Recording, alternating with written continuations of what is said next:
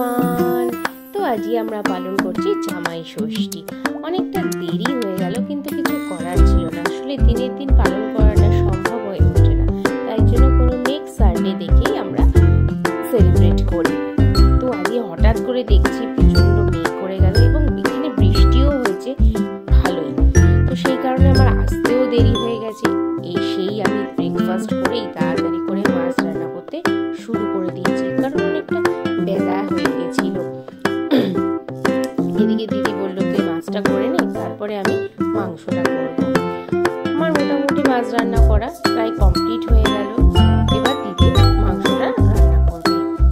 এদিকে আমার মেয়ে আর বলছি ওরা দুজনে দিব্যি বসে বসে আড্ডা মেরে যাচ্ছে, আর আমি আর দিদি কাজ করছি। তারপর দাদা ভাই আর আমার হাজবেন্ডও খেতে চলে আসবে, সেই জন্য ওদের খাবার গোছাচ্ছিলাম এবং হয়েও গেছে সাজানো। তো ওদের খেতেও দিয়ে দিয়েছি, ওরা খাচ্ছে। তারপরে আমরা খেতে বসবো সবাই মিলে, কিন্তু সেই ক্লিপগুলো আর নেওয়া হয়নি। তো আমার মেয়ে এদিকে বাড়ি ফেরার জন্য রেডি, আমরা বেরিয়েও পড়েছি। এইভাবেই দিনটা কেটে গেল। So by.